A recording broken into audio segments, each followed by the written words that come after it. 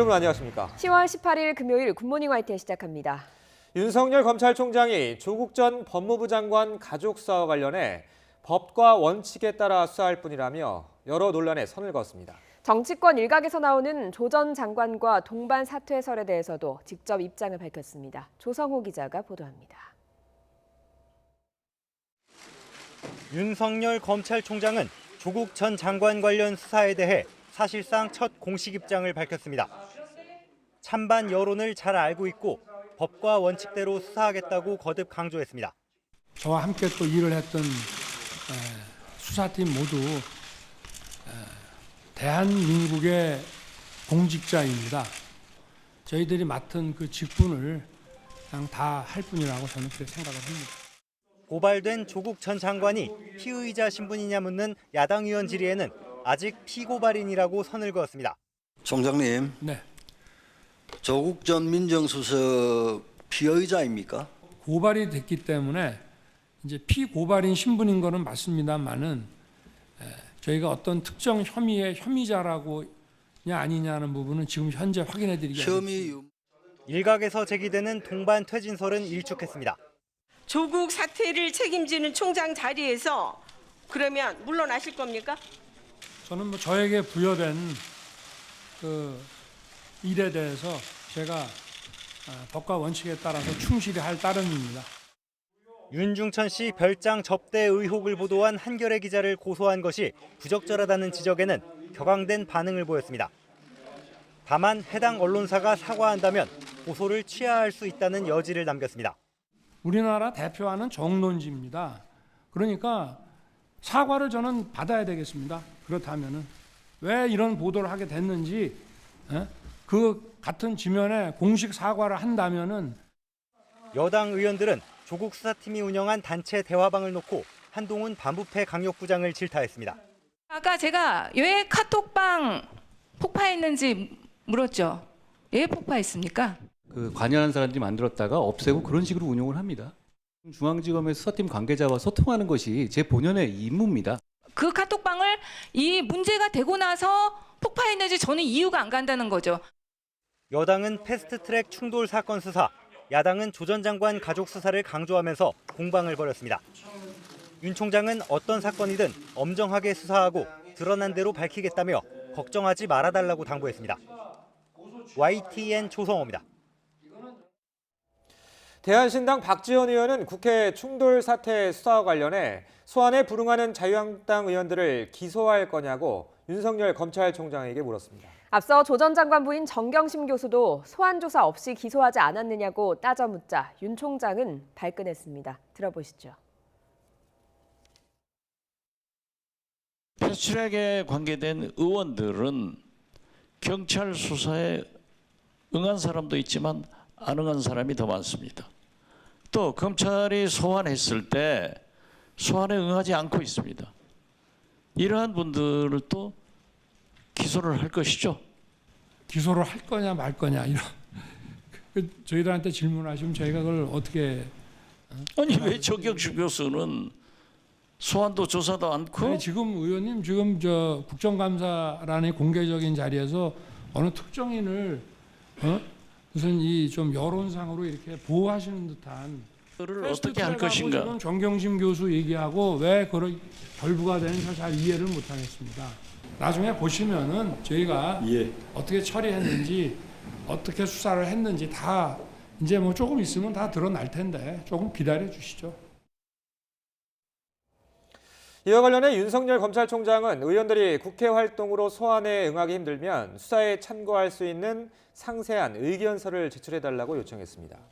윤 총장은 자유한국당 소속 여상규 법사위원장이 정당방위로 생각하고 회의 진행을 막았을 뿐이라며 사정을 잘 알고 수사해달라고 요청하자 이같이 답했습니다. 이에 여 위원장은 나경원 원내대표가 의견서를 작성 중이라면서 걱정하지 말라고 했는데요. 여당 의원들은 위원장 권한을 함부로 쓰지 말라며 항의하기도 했습니다. 직접 들어보겠습니다. 또 최입의 의원을 같은 법사위원이고 저는 법사위원장이기 때문에 설득하러 간 것뿐입니다. 그런 사정들을 잘 아시고 수사를 임해달라라는 그런 말씀을 드립니다. 위원장은 무시하시면서 위원장은 절대로 보장해달라는 게 말이 됩니까? 네? 위원들의 권위도 보장을 해주셔야죠. 왜 그렇게 여러분들이 단체로 나섭니까 도대체? 특히 표창원 의원 그리고 김종민 의원 경고합니다. 주의하세요. 뭐? 참내 정말. 됐습니다. 됐어요. 아이, 예. 어제 대검찰청 국감장에선 여당 의원들은 주로 윤석열 검찰총장을 질타했고 야당 의원들은 감싸기 바빴습니다. 불과 석 달 전 인사청문회와는 완전히 공수갑 뒤바뀐 모습이었습니다. 조은지 기자입니다. 지난 7월 인사청문회 때 야당은 윤석열 당시 검찰총장 후보자를 결사 반대했습니다. 정치적으로 편향됐다고 꼬집었고 여권 실세와의 만남도 난타했습니다. 양정철 씨 만난 거 저는 매우 부적절하고 검찰의 정치적 중립성 완전 전 물 건너갔다고 생각합니다. 좀 한번 출마를 하라는 얘기를 간곡하게 했는데 저는 이제 그걸 거절을 했고. 국정원 적폐청산 수사를 받다 목숨을 끊은 고 변창훈 검사 얘기를 꺼내 윤 총장을 울리기도 했습니다. 반면 여당인 민주당은 검찰개혁의 적임자라며 윤호진 전 용산세무서장 관련 위증 논란으로 궁지에 몰린 윤 총장을 감쌌습니다. 기억의 오차가 충분히 있을 수 있다고 봅니다. 옛날에 전화통화한 내용과 기억하고 내용이 7년이나 지났는데 다를 수 있는 거 아닙니까? 꼭 102일 만에 만난 윤석열 총장과 여야, 그때와 180도 달랐습니다. 조국 일가 수사에 부글부글 끓는 여당은 씁쓸한 표정을 감추지 못했습니다.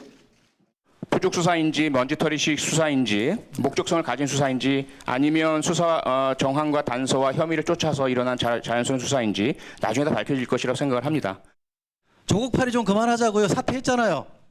대통령이 살아있는 권력도 수사하라고 한 정부가 중립성을 지키는 겁니까? 어디에 비교가 됩니까? 야당은 검찰 수사에 힘을 실으며 지지를 보냈습니다. 쓴소리도 많이 했고 또 전투력도 활활 타올랐고 근데 오늘 서초동으로 오면서 짠한 생각이 들더라고요. 총장이 얼마나 힘들까.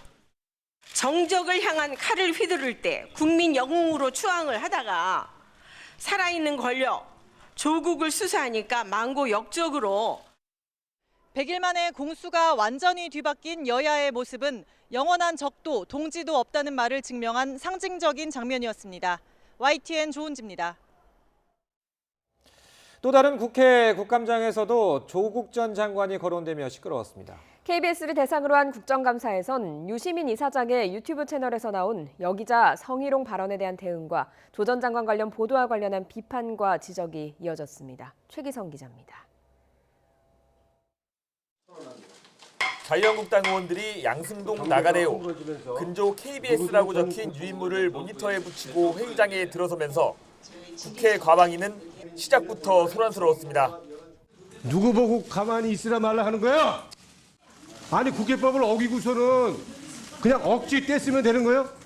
자꾸 고승을 지르니까 여러 차례 지금 고승 지르는 것을 아니 보고 있었는데 지금 이제 고승 지르지 말고. 더불어민주당은 조 전 장관 부인인 정경심 교수의 자산관리인을 인터뷰한 뒤 방송된 뉴스가 한쪽으로 치우쳤다고 지적했습니다. 보도는 불리한 내용만 압축해서 나갔습니다. 그래서 공정하지 못하다는 비판이 있을 수 있다고 생각합니다. 공정하지 않았다 이런 지적이 있었고 또 너무 출입처 의존적인 보도가 아니었냐 그런 지적이 있었기 때문에 야당은 노무현 재단 유시민 이사장의 유튜브 채널에서 나온 여기자 성희롱 발언에 소극적으로 대응하는 이유가 외압 때문이냐며 캐물었습니다. 유시민 이사장이 이제 유력 차기 대선 주자로 거론되고 있으니까 거기에 지금 알아서 머리를 숙이는 거 아닌가 하는. 기자 성희롱 관련해서 당사자 동의를 얻고 증거를 확보했고 조만간 고소장을 접수할 예정으로 있습니다. 국회 정무위 국정감사에선 조 전 장관 은사인 한인섭 형사정책연구원장이 과거 조 전 장관의 아들에게 허위로 인턴 증명서를 발급해 준 게 아니냐는 야당 질의가 잇따랐습니다. 관둘 수도 있는데 어떻게 예정 증명서라고 하는 것을 함부로 끊어주나요? 그게 상식이라고 생각합니까? 그 모든 사항이 수사 관련 사항이라고 생각합니다. 반면 여당은 조국이 아닌 현안에 집중하는 국감이 돼야 한다며 맞섰습니다. 제2의 조국 이런 식의 지나치게 인격적인 모독을 가하는 것은 우리 스스로가 좀 자제해야 된다고 생각하고요. 차기 법무부 장관 후보자로 청와대 인사검증을 받았느냐는 질문에 한 원장은 전혀 없다고 답했습니다. YTN 최기성입니다. 오늘 국회 정무위원회는 국무조정실과 국무총리 비서실 등을 상대로 국정감사를 합니다. 야당은 조국 전 법무부 장관 사태와 관련해 이낙연 국무총리를 비롯한 책임자들이 사과하고 책임을 질 것을 촉구할 것으로 보이고 오는 20일 이 총리의 방일과 관련해 한일 갈등 해법 등을 묻는 질의도 이어질 것으로 보입니다. 웅동중학교 교사 채용 대가로 2억여 원을 받아 챙긴 혐의 등을 받고 있는 조국 전 법무부 장관의 동생이 검찰 수사를 반박했습니다. 조 전 장관의 동생 조 씨는 YTN 취재진과 만나서 채용 비리와 관련해 일부 혐의를 인정하면서도 최근 구속 기소된 후배 박모 씨가 먼저 접근해서 벌인 일이라고 주장했습니다. 이어 박 씨 등을 필리핀으로 도피하도록 지시했다는 혐의는 물론 채용 대가로 받은 금품이 모친에게 전달됐다는 의혹도 사실이 아니라고 말했습니다. 현재 입원 중인 조 씨는 지난 6일 오전 상가 계단에서 넘어진 뒤 하반신 마비 증상으로 척추 신경 성형술을 받았다고 밝혔습니다. 자유한국당이 이번 주말 서울 도심에서 집회를 열면서 전국 당협별로 최소 참여 인원을 정해주고 참석 인원 인증 사진까지 제출을 요구한 것으로 확인됐습니다. YTN이 확보한 한국당 내부 공문을 보면 전국 당협위원장과 소속 의원들에게 오는 토요일 국민보고대회에 현역 의원인 당협위원장은 400명, 의원이 아닌 당협위원장은 300명씩 참석하도록 협조해달라고 요청했습니다. 이와 관련해 선관위 측은 공직선거법에 따르면 선거일 90일 전부터 선거일까지는 당원 집회에 제한이 있지만 그 이전에는 제한 없이 집회를 열 수 있다고 설명했습니다. 이처럼 자유한국당이 이번 주말 서울 광화문에서 장외 집회를 열기로 한 것과 관련해서 더불어민주당 이인영 원내대표는 무책임한 동원 집회를 당장 멈추라고 강조했습니다. 이 원내대표는 정책조정회의에서 국정감사가 한창인 결정의 시간에 국고지원금을 받는 공당이 동원 집회를 한다는 게 어이가 없다면서 집회에 들어가는 비용은 한편으로는 막대한 국민의 세금이라고 지적했습니다. 오늘은 쾌청한 가을 하늘을 기대하기 어렵겠습니다. 곳곳에 가을비 소식이 있는데요. 비는 오전에는 영동과 영남 지역에, 오후에는 호남 지역에 내릴 것으로 보입니다. 서울은 비 소식 없이 구름만 마른 날씨가 이어지겠고요. 낮 기온이 23도까지 오르면서 선선하겠습니다. 현재 레이더 영상부터 살펴보겠습니다. 제주 남해상에서 북상하는 비구름대 영향으로 현재 제주도와 남해안에는 비가 내리고 있는데요. 앞으로 영남 해안과 제주에 최고 60mm, 영동과 그 밖의 남부지방에는 5에서 20mm의 비가 내리겠습니다. 경기 남부와 영서, 충청도에는 오후 한때 빗방울이 떨어지겠습니다. 동해안과 제주의 비는 내일 오전까지 이어지겠고요. 이번 주말 내륙은 대체로 맑은 가운데 일교차 큰 가을 날씨가 이어지겠습니다. 오늘 비와 함께 영남 해안과 전남 남해안, 제주도에는 바람이 무척 강하게 불겠습니다. 시설물 관리와 안전사고에 각별히 주의하셔야겠습니다. 지금까지 상암동 야외 스튜디오에서 YTN 권혜인입니다. 한 연예기획사 대표가 소속 걸그룹 멤버에게 차마 입에 담지 못할 수준의 성희롱 발언을 했습니다. 해당 멤버는 사과를 요구했지만 돌아온 답변은 가수를 그만두라는 말이었습니다. 안윤학 기자가 단독 취재했습니다. 4인조 걸그룹의 전 멤버였던 26살 한모 씨. 지난 1일 오후 멤버들과 안무 연습을 하던 중에 소속사 대표의 말을 듣고 수치스러움에 할 말을 잃었습니다. 소속사 공동대표 A씨가 한 씨에게 춤추는 모습이 성행위를 하는 것 같다는 등 막말을 쏟아낸 겁니다. 손발이 갑자기 떨리더라고요. 근데 거기서 한마디를 더 했던 게 뭐였냐면 저를 딱 쳐다보면서 한 번 더 쳐봐 웃으면서 하시더라고요. 한 씨는 성적 수치심을 느껴 사과를 요구했지만 돌아온 건 오히려 협박이었습니다. 한 씨가 걸그룹 활동을 하며 지내던 숙소입니다. A 대표는 한밤중에 이 숙소를 찾아와 문을 열라고 소리치는 등 고압적인 태도를 이어갔습니다. 또 사과는 할 수 없다며 피해자에게 가수를 그만두라는 말까지 서슴지 않았습니다.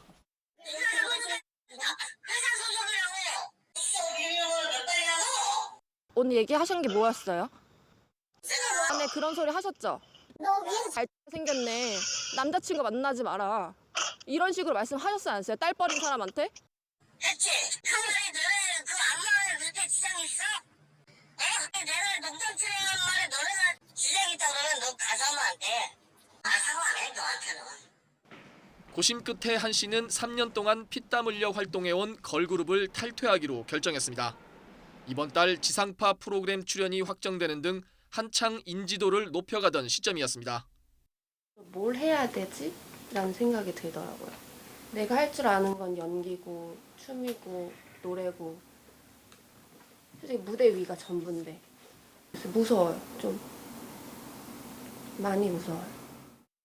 이에 대해 A 대표는 농담조로 한 말이라도 사과를 하려 했지만 연락이 닿질 않았다며 모욕감을 줄 의도는 없었다고 해명했습니다. 한 씨는 사건이 있은 뒤 정신과 치료까지 받고 있다며 조만간 A 대표를 검찰에 고소할 예정입니다. YTN 안윤학입니다. 연예인 설리의 죽음으로 손가락 살인으로까지 불리는 인터넷 악플의 심각성이 다시 부각되고 있습니다. 인터넷 실명제를 다시 도입하고 악플을 유발하는 기자의 자격 정지를 요구하는 청와대 청원까지 올라왔는데요. 가능한 얘기인지 팩트와이 한동호 기자가 짚어봤습니다. 출연 프로그램 사진엔 설친다. 생일 축하 광고엔 돈이 썩어 난다. 한글날이란 손글씨엔 개념 있는 척. 고 최진리 씨, 설리의 인스타그램에 여전히 남아있는 댓글들, 이른바 악플입니다. 악의적 댓글과 허위사실 유포를 막기 위해 도입됐던 인터넷 실명제. 시행 5년 만인 2012년 헌법재판소 위헌 결정에 따라 폐지됐습니다. 표현의 자유가 위축되고 개인정보가 유출될 수 있다는 이유였습니다. 인터넷 이용자에게 본인 확인을 강제하는 것은 익명으로 표현할 자유를 지나치게 제한하는 것이어서 위헌이라는 것입니다. 하지만 지금이라도 새로운 법을 만들면 실명제 도입은 가능합니다. 실제로 2년 전 인터넷 실명제가 포함된 정보통신망법 개정안이 발의되기도 했습니다. 법안은 무산됐지만 시대 상황과 여론에 따라 재도입 가능성은 열려 있습니다. 인터넷 실명제가 도입된 2007년 7월 한 포털 사이트 게시판을 대상으로 시행 전후 20일을 비교했습니다. 게시글은 표본수가 적어 유의미한 결과가 나오지 않았지만 댓글의 경우 비방 내용은 26.8%에서 23.4%로 줄었고 욕설 표현은 5.1%에서 2.1%로 비교적 크게 감소했습니다. 악플을 줄이는데 어느 정도 효과가 있다는 얘기입니다. 반면 게시판에 올라오는 전체 글의 양도 크게 감소했습니다. 게시글은 70% 급감했고 댓글 수는 절반으로 떨어졌습니다. 실명제라는 부담 때문에 자기 검열을 해서 그런 거라면 헌법재판소 판단처럼 표현의 자유가 위축됐다고 볼 소지는 있습니다. 타인의 권리인 법익을 침해하지 않는다면 가능한 넓게 말할 수 있는 권리를 보장하는 것은 현대 헌법에 있어서의 주요 내용이라고 볼 수가 있겠습니다. 이른바 손가락 살인의 가해자는 또 있습니다. 자극적인 제목과 선정적인 사진, 한 사람의 죽음마저도 클릭수 올리는 도구가 됐습니다. 이 때문에 기자 자격 정지를 요구하는 목소리가 나오지만 현실적으로 불가능합니다. 기자 자격을 부여하는 공적인 기관은 없기 때문입니다. 결국 언론중재위원회나 형사, 민사소송으로 책임을 묻거나 해당 기자와 언론사에 끊임없는 비판의 목소리를 내야 합니다. YTN 한동우입니다. 어젯밤 11시 20분쯤 경남 창원시 진해구 광화동에 있는 10층짜리 아파트 3층에서 불이 났습니다. 불은 20여 분 만에 자체 진화됐지만 남편 87살 A씨는 베란다에서 아내 84살 B씨는 거실 부근에서 숨진 채 발견됐습니다. 경기도 파주와 연천 민통선 안에서 아프리카 돼지열병 바이러스에 감염된 채 죽어있는 야생 멧돼지가 또 발견됐습니다. 특히 파주 지역에서 발견된 건 이번이 처음이라 방역 당국이 긴장하고 있습니다. 황선욱 기자의 보도입니다. 경기도 연천군과 파주시에서 감염된 멧돼지 폐사체가 또 나왔습니다. 연천군에서 폐사체가 발견된 지역은 왕직면 강서리로 지난 12일 감염된 폐사체가 나왔던 곳에서 불과 80여 미터 떨어진 곳입니다. 파주가 더 문제입니다. 연천과 철원 이외 지역으로는 파주에서 처음으로 바이러스에 감염된 폐사체가 나왔기 때문입니다. 지금까지 감염된 멧돼지 폐사체 발생 지역은 모두 9곳으로 늘어났습니다. 이에 따라 경기 북부 지역을 중심으로 야생 멧돼지 사이에 아프리카 돼지 열병이 빠르게 퍼지는 게 아닌가 하는 우려가 나오고 있습니다. 방역 당국은 감염된 폐사체 발견 지역이 한 곳을 빼고 모두 민통선 안쪽인 점에 주목하고 있습니다. 민통선 밖이라고 더 이렇게 좀 확산되는 것 같고 여기까지는 아니구나 그런 차이가 있는 거죠. 만에 하나 민통선 바깥 남쪽에서 감염된 멧돼지 발생이 늘어날 경우 바이러스가 크게 확산할 가능성이 있는 만큼 멧돼지를 없애는데 온 힘을 쏟고 있습니다. 민관군 포획팀은 지난 15일부터 48시간 동안 접경 지역에서 멧돼지 126마리를 사살하고 포획 효과 등을 분석하고 있습니다. YTN 황순욱입니다. 영국이 유럽연합 EU에서 탈퇴하는 브렉시트의 구체적인 해법에 대해서 EU와 영국이 극적으로 합의했습니다. EU 정상회의에서는 만장일치로 합의안을 승인했습니다. 김형근 기자입니다. 합의안 타결은 EU 정상회의를 불과 몇 시간 앞두고 극적으로 이루어졌습니다. 장클로드 융커 EU 집행위원장과 보리스 존슨 영국 총리는 나란히 타결 소식을 전했습니다. We have a deal. And this deal means that there is no need for any kind of prolongation. This is a fair, a balanced agreement. It is testament to our commitment. Deal represents a very good deal both for the EU and for the UK, and it's a reasonable, fair outcome. 이번 협상에서 핵심 쟁점은 북아일랜드 문제였습니다. 이에 대해 영국 측이 수정안을 제시하며 문제가 풀렸습니다. 법적으로는 영국의 관세 체계를 적용하되 실질적으로는 EU 관세 동맹 안에 남기는 방안입니다. 정상회의에 참석한 EU 각국 정상들은 만장일치로 합의안을 승인했습니다. The European Council endorsed this deal and it looks like we are very close to the final stretch. 이번 합의에 따라 노딜 브렉시트에 대한 우려는 일단 해소됐습니다. 새 합의안이 영국 하원과 EU 의회에서 통과되면 영국은 예정대로 오는 31일 EU에서 탈퇴하게 됩니다. 하지만 영국의 사정이 만만치 않습니다. 캐스팅 보트를 쥔 북아일랜드 민주연합당이 냉랭한 반응을 보이고 있어서 의회 통과를 장담하기 어려운 상황입니다. YTN 김영근입니다.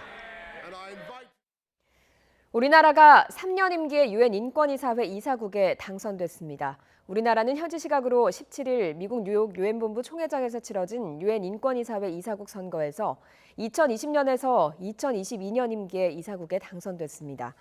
우리나라가 인권이사회 이사국을 맡는 건 이번이 5번째입니다. 전운이 감돌던 시리아 전세에 일단 브레이크가 걸렸습니다. 급파된 펜스 미 부통령을 만난 에르도안 터키 대통령이 군사작전을 5일 동안 중단하기로 했습니다. 박철원 기자가 보도합니다. 마이크 펜스 부통령과 폼페이오 국무장관 등 미국의 고위급 대표단이 시리아 북부 지역 공격에 나선 터키를 급하게 찾았습니다. 앙카라의 대통령궁을 찾은 펜스 부통령은 사태의 심각성에 표정이 굳어 있습니다. 미국이 자국 경제를 말살하겠다며 군사작전 중단을 강하게 압박해온 터라 터키의 에르도안 대통령도 표정에 불편함을 숨기지 못했습니다.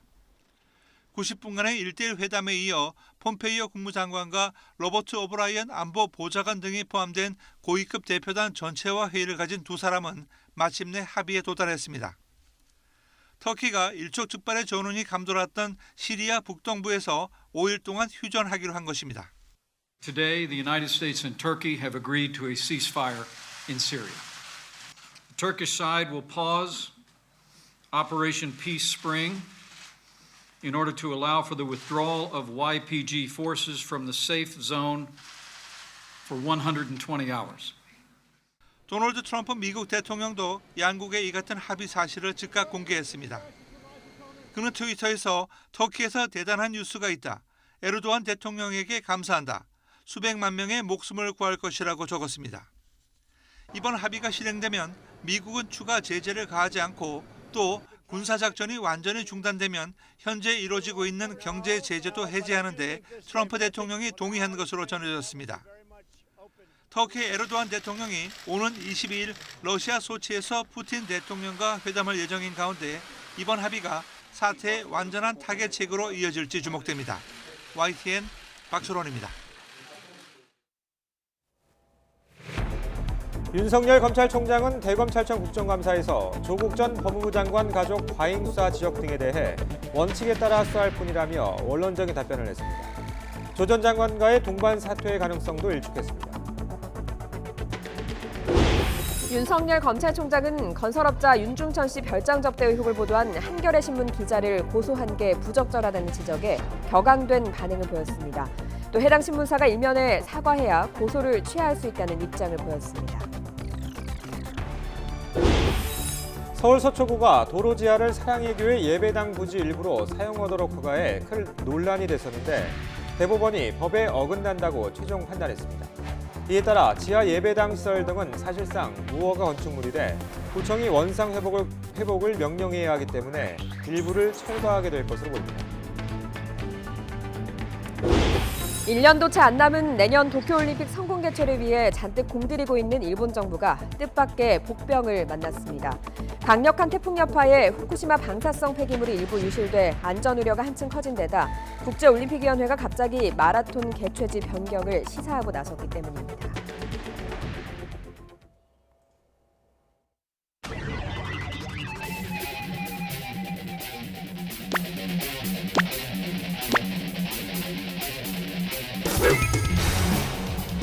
(2003년) 국감장에서 발언한 이후 지금까지 검사로서 윤석열 변한 게 있습니까? 자부까지는 몰라도 정무 감각이 없는 거는 예나 지금이나 똑같은 거 같아요. 그러니까 이명박 박근혜 정부 때와 문재인 정부를 비교하면 어느 정부가 그나마 중립적입니까? 이명박 정부 때 대통령 측근과 형 부속을 할 때 별 상당히 쿨하게 처리했던 기억이 나고요. 입에 담을 수 없는 그런 비난을 엄청 해도 저는 고소를 한 번 안 했습니다만은 이 언론사는 우리나라 대표하는 정론지입니다. 사과를 저는 받아야 되겠습니다. 그렇다면은. 있어요?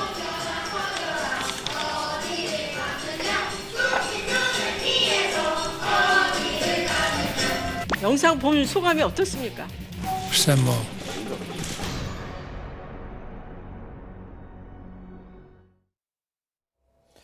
윤석열 검찰총장이 대검찰청 국정감사에서 조국 전 법무부 장관 관련 수사를 둘러싼 찬반 여론에 대해 직접 입장을 밝혔습니다. 윤 총장은 대한민국의 공직자로서 주어진 일을 할 뿐이라고 말했습니다. 들어보겠습니다. 조작된 여론과 동원된 군중을 이용해서 국가의 검찰권을 조롱하는 것에 대해서 총장님 어떻게 생각하십니까? 저희들은 좌고우면하지 않고 어떠한 사건이든지 원칙대로 처리해 나가고 있고 앞으로도 그렇게 할 생각입니다. 네. 간단하게 가능하다면 소회나 그 국민들께 좀 메시지 부탁드려도 되겠습니까?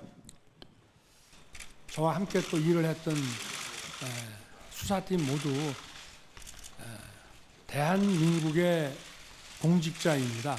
저희를 비판하시는 그 여론에 대해서는 저희들이 또 겸허히 그 비판을 받아들여서 저희들 일하는 데 반영하고 또 저희를 그 응원해 주시는 분들에 대해서는 또 감사한 마음으로 또 이렇게 생각을 하면서 일할 뿐이고.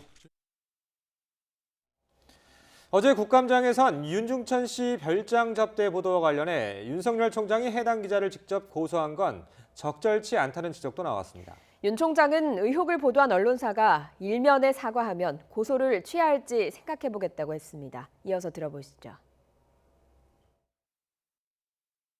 한겨레 신문에서 얼마 전에 검찰총장님께서 윤중천 씨와 알고 있다 이런 식의 기사가 나왔습니다.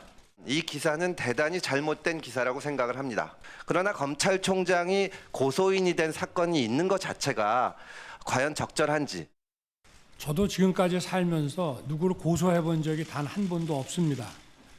그러나 이 보도는 우리나라를 대표하는 언론 중에 하나가 제가 판단하기로는 언론으로서 늘상 해야 되는 이런 확인 없이 이 기사를 일면에 게재를 했기 때문에 이거는 저 개인의 문제가 아니라 이 검찰이 하는 기관에 대한 문제일 수 있고 여러 정황들이 여러 관계자들이 증언을 함으로써 사실이 없어졌는데 이제 그러면 됐지 고발을 유지할 필요가 있을까? 우리나라 대표하는 정론지입니다. 그러니까 사과를 저는 받아야 되겠습니다. 또 어제 국감장에선 패스트트랙 충돌 사태 수사를 두고 여상규 법제사법위원장과 여당 의원들이 다시 충돌했습니다. 원론적인 답변을 하던 윤석열 총장은 정경심 교수 기소와 비교하는 지적에 목소리를 높이기도 했습니다. 박기환 기자의 보도입니다. 대검찰청 국감 후반부에 여상규 법제사법위원장이 검찰의 패스트트랙 수사를 또 문제 삼았습니다. 서울 남부지검 국감에 이어 이번엔 윤석열 검찰총장에게 자신을 변호하는 듯한 압박 성격의 발언을 한 겁니다. 최이배 의원을 같은 법사위원이고 저는 법사위원장이기 때문에 설득하러 간 것뿐입니다. 그런 사정들을 잘 아시고 수사를 임해달라라는 그런 말씀을 드립니다. 이후 여당 의원들이 잇따라 발언을 요청하는 과정에서 고성이 오갔습니다. 부의장 무시하시면서 위원장을 절대로 고정해달라는 게 말이 됩니까? 특히 표창원 의원 그리고 김종민 의원 경고합니다.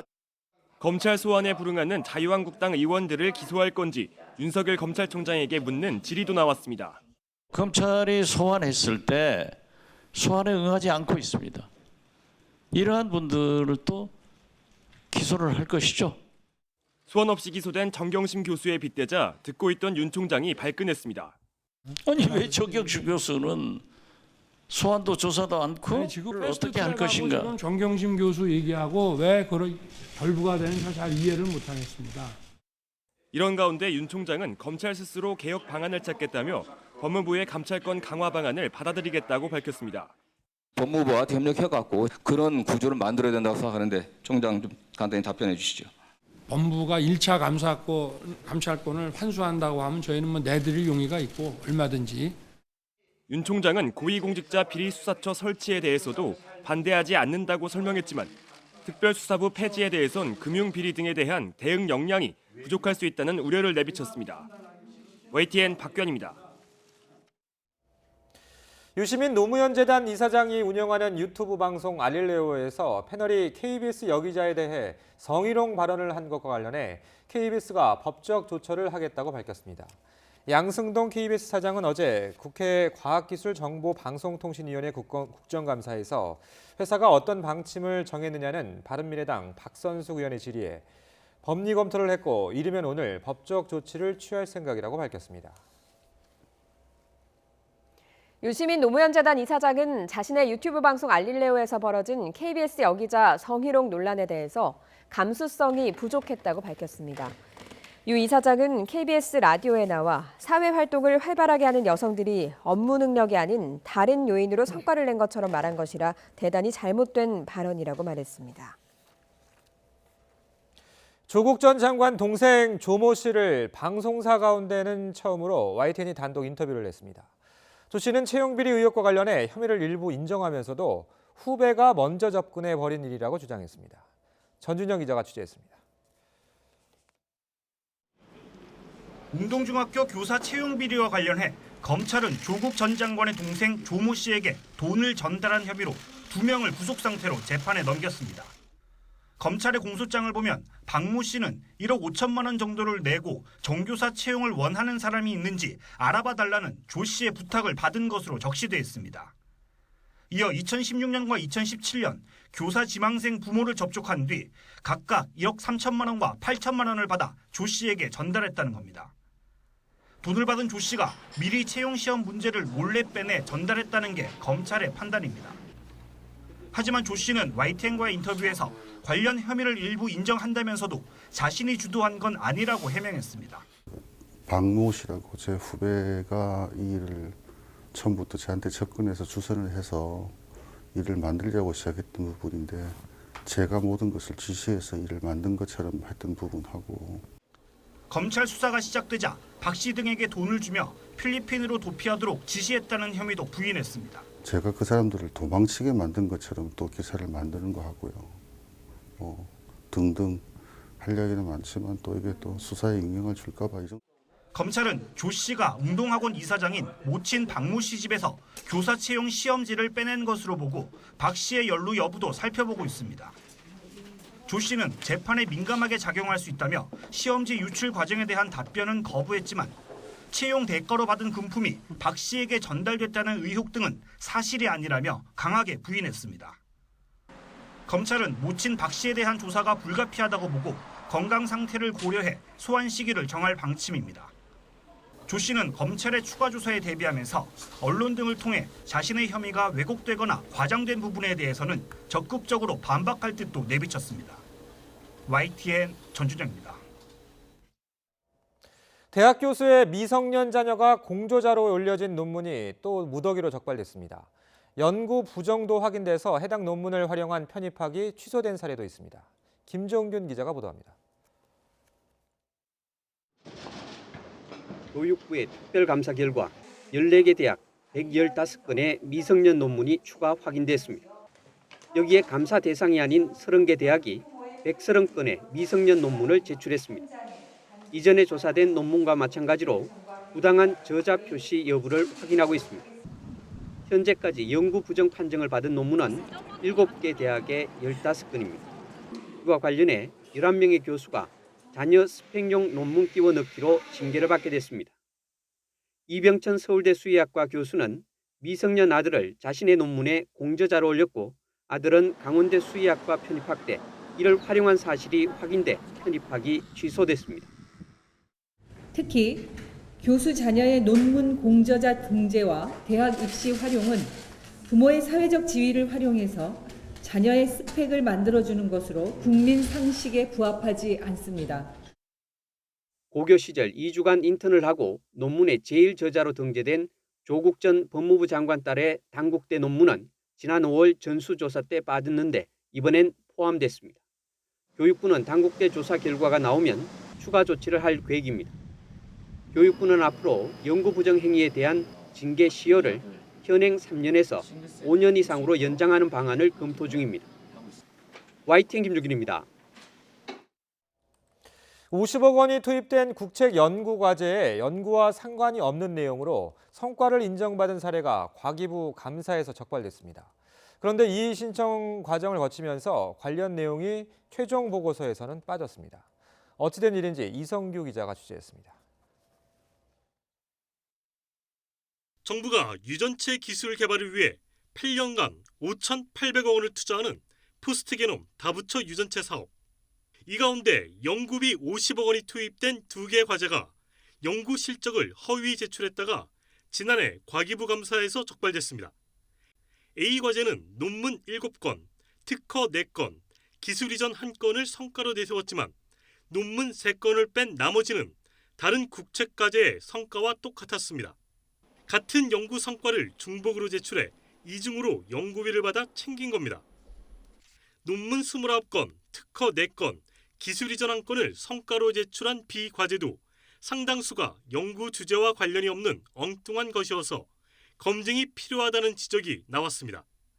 하지만 이런 감사 결과는 이의 신청 과정에서 모두 뒤집혔습니다. 관련법은 논문 표절이나 데이터 조작을 연구 부정으로 정의하고 있어 연구 실적 허위 보고는 연구 부정행위에 해당하지 않는다는 게 이유입니다. 과기부는 다만 연구 과제와 관련이 없는 연구 성과를 보고하는 것은 부적절한 연구 행위이지만 제재 규정이 없다고 설명했습니다. 연구와 무관한 주제를 성과 보고로 내고 또 다른 연구에서 이미 성과 보고로 낸 것을 또 내고 이러면 중복 지원하는 게 연구비의 중복 지원이 의미가 있습니까? 앞서 정부는 코오롱 인보사의 경우 연구 결과가 극히 불량하다며 연구비 환수 절차에 착수했습니다. 이에 따라 이번 건도 연구 성과를 재검토해 연구비 환수 등의 조치를 취해야 한다는 지적이 나오고 있습니다. YTN 사이언스 이성규입니다. 통일부 국정감사장에는 난데없이 쌀 포대가 등장했습니다. 대북 지원용 쌀을 담기 위해서 통일부가 사전 제작한 포대를 야당 의원이 직접 들고 나온 건데요. 당시 상황을 직접 보겠습니다. 보여드리겠습니다. 쌀 포대를 우리가 어렵게 구해왔는데 그 7월 14일부터 8월 14일 사이에 이 쌀 포대를 제작을 했는데 2017년도 생산한 것이고 또 2019년도에 소비를 하면 된다 이렇게 되어 있고 이게 한 개 포장당 40kg 이렇게 되어 있습니다. 그래서 이게 7월 24일 날 북한에서 거부를 했음에도 불구하고 계속해서 제작을 해서 8월 14일 날 이게 140만 장이나 제작이 됐습니다. WFP와 업무 협약을 하고 난 다음에 일종의 매뉴얼에 따라서 쌀포대 제작에 돌입했습니다. 그 과정에서 그건 아까 이야기했지 않습니까? 예, 근데 그 중간 과정에 7월 14일 날 발주를 해서 그때부터 만들어서 7월 24일 날 바로 열흘 후에 북한에서 거절을 했고 그럼에도 불구하고 쌀포대를 8월 14일까지 제작을 했어요. 김현철 통일부 장관은 평양에서 열린 월드컵 축구 남북 예선전이 관중도 중계도 없이 열린 데 대해서 매우 실망스럽다며 북한의 유감의 뜻을 밝혔습니다. 김 장관은 국회 외교통일위원회 국정감사에서 통일부 장관은 북한의 이런 태도를 비판해야 하는 건 아니냐는 야당 의원의 질책에 이렇게 답하면서 장관으로서 무거운 책임감을 느낀다고 사과했습니다. 북한이 김정은 위원장의 백두산 등정을 계기로 노선 변화를 암시했습니다. 실제로 북미 협상이 안 풀리면 다시 문을 닫고 고강도 도발에 들어갈 수 있다는 해석이 나오고 있습니다. 김지선 기자가 보도합니다. 흰 말을 타고 백두산을 오르는 김정은 위원장을 동생 김여정 선전선동부 제1부부장이 뒤따릅니다. 남매가 탄 말에만 별 장식을 달아 백두혈통을 강조했습니다. 백두산과 천눈, 흰말 등 넘쳐나는 상징물도 모자라 정치적 의미를 한껏 부여했습니다. 또다시 세상이 놀라고 우리 혁명이 한 걸음 전진될 웅대한 작전이 펼쳐질 것이라는 확신을 받아 안으며 끓어오르는 감격과 환희를 누르지 못했습니다. 관심이 가는 건 수행단이 느꼈다는 웅대한 작전입니다. 김 위원장이 북미 협상의 시한으로 예고한 연말을 두어 달 남겨둔 상황에서 새로운 결단을 예고했다고도 해석되기 때문입니다. 노동신문도 김 위원장이 백두산에 오를 때마다 새로운 전략적 노선들이 제시되고 세상을 놀라게 하는 사변이 일어났다고 전했습니다. 북미 협상이 재개된 상황에서 적극적으로 노선 변화를 시사해 미국의 최후 통첩을 던졌다는 해석이 나옵니다. 협상이 여의치 않을 경우 열었던 문을 닫고 다시 강경한 군사적 도발로 돌아설 수 있다는 전망까지 제기됩니다. 김정은 우상화를 하면서 체제에 충성하자는 메시지를 던지는 거고요. 북중 간의 전략적 협력을 강화하는 모습을 보이면서 미국에게 최후 통첩식으로 압박을 가하는 거죠. 내년 초에 대륙간 탄도미사일 발사할 수 있고 전면적인 대결을 가더라도 우리는 간다. 2년 전으로 돌아갈 경우 김정은 위원장의 비핵화 대화 결단을 번복해야 하는 것도 북한으로서는 고민입니다. 백두산 등정은 김 위원장에 대한 절대 충성을 강조해 혹시 모를 내부의 충격을 완화하기 위한 포석이라는 해석도 힘을 얻고 있습니다. YTN 김지선입니다. 네, 오늘 영동과 남부지방을 중심으로 가을비 소식이 있습니다. 지금은 남해상에서 다가오는 기압골의 영향으로 제주와 남해안을 중심으로 비가 오고 있는데요. 내일 오전까지 예상되는 비의 양은 영남 해안과 제주도에 20에서 60mm, 영동과 영남, 전남 남해안에 5에서 20mm가량이 되겠고요. 경기 남부와 영서, 충청 지방에도 오후부터 밤 사이 빗방울이 떨어질 수 있겠습니다. 동해안과 제주도는 주말 오전까지 비가 이어지겠고요. 그 밖의 지역은 쾌청한 하늘을 되찾겠습니다. 아침 기온은 12도, 낮 기온 22도로 일교차가 크게 벌어지겠습니다. 오늘 비와 함께 제주도와 전남 해안, 영남 해안에는 바람이 강하게 불겠습니다. 따라서 남부지방은 어제보다 낮 기온이 내려갑니다. 광주 20도, 울산 18도가 예상되고요. 비가 오지 않는 중부지방은 서울 23도, 세종 21도, 대전 20도로 어제보다 조금 더 높겠습니다. 지금까지 날씨 정보였습니다. 한 연예기획사 대표가 소속 걸그룹 멤버에게 성희롱 발언을 한 데 이어서 가수를 그만두라며 협박까지 한 것으로 YTN 취재 결과 확인됐습니다. 4인조 걸그룹 전 멤버였던 26살 한모 씨는 지난 1일 안무 연습을 하던 중에 소속사 공동대표 A씨로부터 춤추는 모습이 성행위를 하는 것 같다는 말을 들었다고 밝혔습니다. 또 입에 담기 어려운 언어 성폭력을 당해 수치심을 느꼈다며 A 대표에게 사과를 요구했지만 오히려 그룹을 탈퇴하라는 협박을 받았다고 덧붙였습니다. 이에 대해 A 대표는 농담조로 한 말이라며 연락이 닿지 않아 사과하지 못했다며 모욕감을 줄 의도는 없었다고 해명했습니다. 서울 서초구가 도로 지하를 사랑의 교회 예배당 부지 일부로 사용하도록 허가한 것은 위법이란 대법원의 최종 판단이 나왔습니다. 이에 따라 사랑의 교회는 지하에 설치한 예배당 시설 일부를 철거해야 합니다. 강희경 기자가 보도합니다. 서울 서초동의 대형 종교시설인 사랑의 교회 뒤편 도로입니다. 교회는 이 도로 지하 공간을 예배당 등으로 사용해왔는데 애초에 서초구가 건축을 허가해준 것이 위법했다는 대법원의 최종 판단이 나왔습니다. 대법원은 황일근 전 서초구 의원 등 주민 6명이 낸 소송에서 서초구의 도로 점용 허가 처분을 취소한다는 원심 판결을 확정했습니다. 사건은 2010년으로 거슬러 올라갑니다. 사랑의 교회 건축 당시 서초구는 건물 일부 등을 어린이집으로 기부 체납하는 조건으로 도로 지하 공간을 쓰도록 허가를 내줬습니다. 주민들 요청에 따른 감사 결과 서울시가 시정을 요구했지만 서초구가 받아들이지 않자 주민들은 결국 지난 2012년 소송을 냈습니다. 1심과 2심은 주민소송 대상이 아니라며 청구를 기각했고 대법원은 임대 유사한 행위로서 재산의 관리 처분에 관한 사항에 해당해 주민소송 대상이 된다며 사건을 돌려보냈습니다. 파기환송심을 맡은 서울행정법원은 도로 지하 부분에 설치한 예배당 등이 사랑의 교회의 독점적, 사적 이용에 제공된다며 허가 처분을 취소하라고 판결했습니다. 항소심에 이어 대법원에서도 같은 취지의 판단을 내리면서 예배당 시설 등은 사실상 무허가 건축물이 됐습니다. 이에 따라 서초구청은 사랑의 교회의 원상 회복을 명령해야 하고 이행하지 않을 경우 행정대집행이나 이행 강제금 부과 조치 등을 내려야 합니다. 대부분의 정의롭고 상식적인 그런 판결이라고 생각하고 있습니다. 법의 판결을 반드시 좀 이행해 주셨으면 좋겠다는 그런 바람을 전합니다.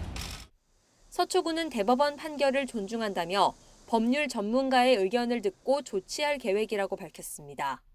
사랑의 교회 측도 공지글을 통해 안타깝지만 행정적 대안을 만들겠다고 밝히면서도 철거 여부에 대해선 언급하지 않았습니다. YTN 강희경입니다. 박근혜 전 대통령과 비선 실세 최순실 씨에게 뇌물을 준 혐의 등으로 재판에 넘겨진 신동빈 롯데그룹 회장에게 징역형의 집행유예가 확정됐습니다. 대법원은 뇌물 공여 등의 혐의로 기소된 신 회장의 상고심에서 징역 2년 6개월에 집행유예 4년을 선고한 원심 판결을 확정했습니다. 신 회장은 1심에서 징역 2년 6개월을 선고받고 법정 구속됐다가 2심에서 박 전 대통령 요구에 수동적으로 응한 점이 참작돼 집행유예 4년을 선고받고 풀려났습니다.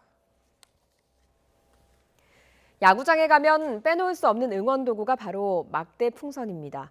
그런데 이 풍선에서 기준치를 무려 300배나 훌쩍 넘긴 환경 호르몬이 검출됐습니다. 김태민 기자가 취재했습니다. 뜨거운 프로야구 응원 현장에 빠지지 않고 등장하는 도구, 바로 막대풍선입니다. 다양한 응원에 쓰이는 데다 가볍고 휴대하기 편해 남녀노소 가릴 것 없이 야구 팬들에게 인기입니다. 가끔씩 이제 야구장 같이 가면 응원하고 버릴 수가 잘 안 버리잖아요. 갖고 가서 집에서 애들이 가지고 놀고 그러죠. 집에 그냥 놀이방에 항상 그게 있으니까 하루에 한 번 이상은 이렇게 가지고 있죠, 애들이. 그런데 이 막대 풍선에서 어린이 안전 기준치를 훌쩍 넘는 유해 물질이 나왔습니다. 한국소비자원이 우리나라 10개 구단 쇼핑몰과 야구장 인근에서 파는 제품을 조사한 결과 15개 제품 가운데 12개에서 기준치의 최대 300배가 넘는 환경 호르몬 프탈레이트계 가소제가, 11개 제품에선 최대 10배 넘는 1급 발암물질 카드뮴이 검출됐습니다. 특히 이렇게 공기 주입구에서 검출된 환경 호르몬은 체내 노출 가능성이 높아 유해성이 더 큽니다. 각 구단에서 파는 어린이용 글러브에도 해로운 성분이 들어있었습니다. 6개 제품 가운데 2개에서 최대 83배 넘는 환경 호르몬이 나왔고 다른 4개에선 중금속인 납이 검출됐는데 특히 손에 직접 닿는 내피 부분이었습니다. 어린이 같은 경우에는 물건을 빨거나 물건을 만진 손을 입으로 가져가는 습관이 있기 때문에 유해물질 기준이 성인 기준보다 어린이 제품에 엄격하게 적용이 되고 있습니다. 소비자원은 문제가 된 제품의 판매를 중단하고 회수를 권고하는 동시에 국가기술표준원에 관리 감독을 강화할 것을 요청했습니다.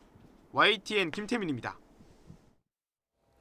식품의약품안전처는 수출용으로 허가받은 메디톡스의 보툴리눔 톡신제제 메디톡신 일부 제품이 품질 기준에 부적합하다고 판단해서 회사에 보관 중인 제품에 대한 회수 폐기 명령을 내렸다고 밝혔습니다.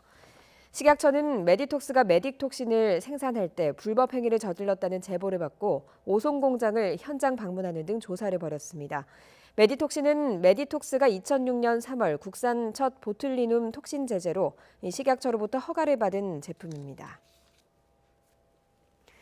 도심에 멧돼지가 잇따라 출몰해서 시민과 경찰관이 다쳤습니다. 야생 멧돼지에서 아프리카 돼지열병 바이러스가 검출되는 요즘 같은 상황에 일부 멧돼지가 달아나서 주민들이 불안해하고 있습니다. 이성우 기자입니다. 멧돼지 6마리가 아파트 입구로 줄지어 들어옵니다. 아파트 단지 이곳저곳을 헤집고 다니며 주차된 차량을 부수는 등 난동을 부립니다. 다른 곳에서는 멧돼지 한 마리가 쏜살같이 내달리더니 도로를 달리던 화물차와 부딪힙니다. 멧돼지는 이른 아침 충북 청주시 수곡동과 모충동에 출몰했습니다. 도로와 인근 상가를 돌아다니던 멧돼지 가운데 한 마리는 차에 치여 죽었고 다른 한 마리는 신고를 받고 출동한 경찰에 의해 사살됐습니다. 이 과정에서 경찰관 한 명이 멧돼지에 물려 병원에서 치료를 받았습니다. 최근 멧돼지가 도심 속을 활보하는 일이 많아지면서 주민들의 안전도 크게 위협받고 있습니다.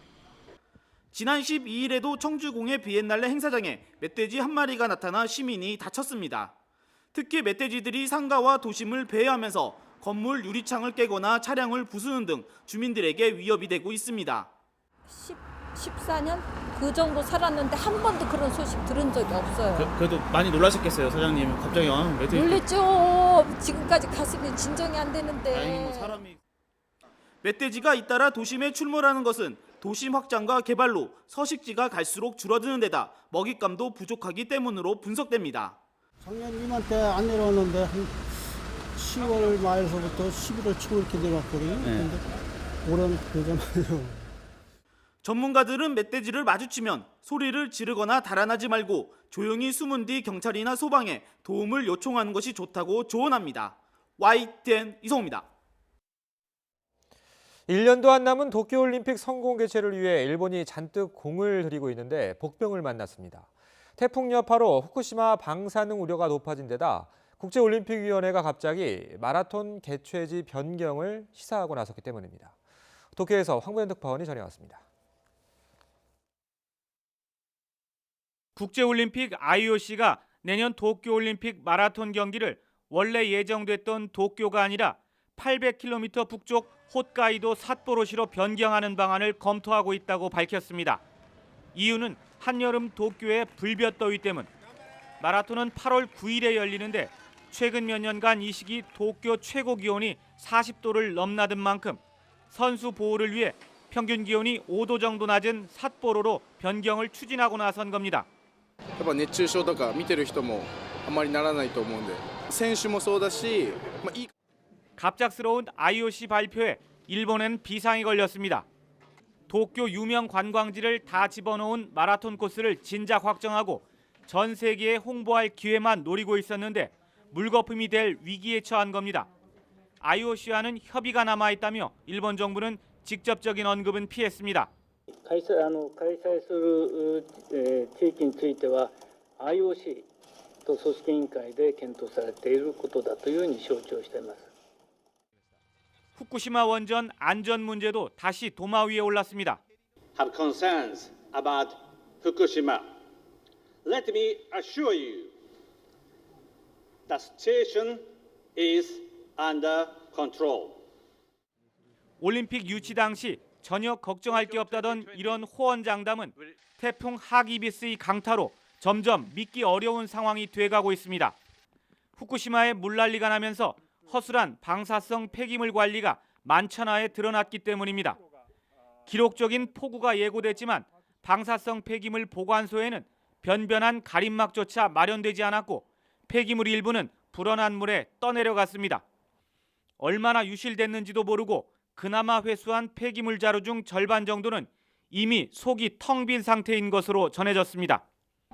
방사성 폐기물 유실로 불안감이 높아진 가운데에도 일본 원자력규제위원회는 후쿠시마 원전 오염수가 환경에 미치는 영향이 없다며 해양 방출 지지 입장을 분명히 했습니다. 도쿄에서 YTN 황보현입니다. 시내버스에는 휠체어가 탑승할 수 있는 저상버스가 많이 보급돼 있죠. 하지만 시외버스나 고속버스는 짐칸에 실어야 했는데 휠체어를 장착할 수 있는 고속버스가 처음으로 개발돼 시범 운행에 들어갑니다. 김현우 기자가 취재했습니다.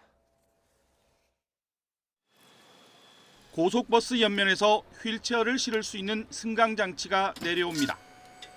휠체어는 서서히 버스 내부로 이동하고 흔들리지 않게 연결고리를 끼웁니다. 오는 28일부터 시범 운영에 들어가는 휠체어 탑승이 가능한 고속버스입니다. 국내 최초입니다. 휠체어 장애인의 시외 이동권 확대를 요구한 장애인 단체와 인권위 권고로 개발됐습니다.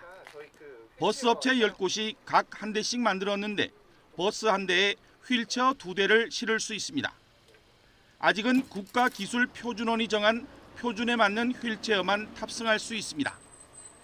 석 달여 동안 시범 운행할 예정인데 서울 부산, 서울 강릉, 서울 전주, 서울 당진 등 4개 노선입니다. 국토부는 이번 시범 운행 과정을 꼼꼼히 살핀 뒤 발견되는 문제점은 보완해 나가기로 했습니다.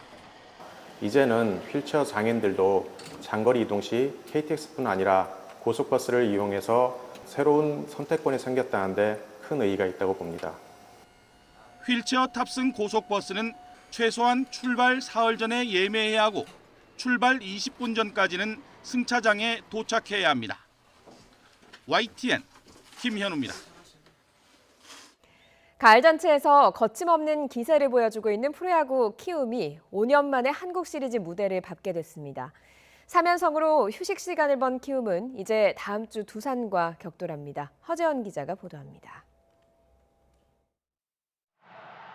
키움은 경기 초반 유격수 김하성이 실책 2개를 연달아 저지르며 실점 위기를 자초했습니다. 하지만 선발 유키 씨가 흔들리지 않고 중심 타자 최정을 삼진으로 이재원을 내야 땅볼로 각각 잡아내면서 무실점으로 위기를 벗어났습니다. 이후 분위기는 키움 쪽으로 급격하게 기울었습니다. 3회 투아웃 이후에 이정우가 우중간을 꿰뚫는 2루타로 2명의 주자를 불러들였고 박병호의 적시타까지 이어지며 완벽하게 기선을 제압했습니다.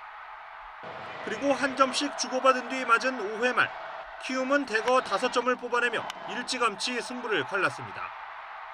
승부처마다 무서운 집중력을 발휘한 키움 타선 앞에서 SK는 밀어내기 볼넷으로 점수를 헌납했고 평범한 내야 땅볼을 더듬으며 또 한 점을 내주고 허망하게 무너졌습니다. 7회에도 하위 타선 3명의 타자가 연속 안타로 한 점을 추가한 키움은 9점 차 완승으로 플레이오프 승부를 마무리했습니다. 플레이오프 3경기에서 15타수 8안타, 타율 5할 3푼 3리를 기록한 이정우는 시리즈 최우수 선수로 선정됐습니다. 또 MVP도 이렇게 받게 돼서 더 기쁜 것 같고 또 이제 끝이 아니라 다시 시작이기 때문에 잘 쉬고 잘 준비해서 좋은 모습 보여드릴 수 있도록 노력하겠습니다. 가을 잔치에서 거침없는 기세를 이어가고 있는 키움은 나흘 동안 푹 쉬고 22일부터 시작하는 한국 시리즈에서 두산과 격돌하게 됐습니다. 정규리그 마지막 경기에서 1위 자리를 내줬던 SK는 결국 플레이오프에서 키움의 발목을 잡히고 올 시즌을 허무하게 마감했습니다. YTN 허재원입니다. 프로농구 부산 KT가 전주 KCC의 거센 추격을 따돌리고 85대 79의 승리를 거뒀습니다. 전반에 크게 앞선 KT는 후반 들어 KCC의 추격을 허용한 뒤 4쿼터 2분여를 남기고 역전까지 당했지만 이때부터 허운이 8득점을 올리며 승부사 기질을 발휘했습니다. 허운은 역전당한 직후 연속 3점슛 2방으로 다시 리드를 가져왔고 마지막 공격에서는 상대 반칙으로 얻어낸 자유투 2개를 모두 넣어서 승부를 결정지었습니다.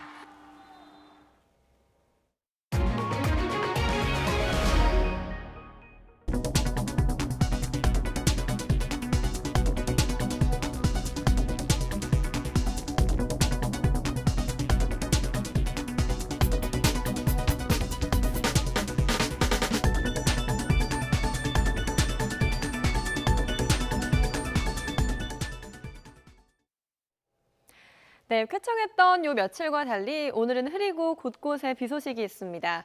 영동과 남부지방을 중심으로 가을비가 내리겠고요. 서울 등 중서부 지방은 구름만 많이 낀 가운데 어제보다 기온이 더 올라서 선선하겠습니다. 현재 남해상에서 다가오는 기압골의 영향으로 남해안과 제주도부터 비가 오고 있습니다. 내일까지 영남 해안과 제주도에는 20에서 60mm, 영동과 영남, 전남 남해안에는 5에서 20mm가량의 비가 오겠습니다. 경기와 영서, 충청 지방은 오후부터 밤사이 빗방울 정도가 떨어질 수 있겠습니다. 동해안과 제주도는 주말 오전까지 비가 이어지겠고요. 그 밖의 지역은 쾌청한 하늘을 되찾겠습니다.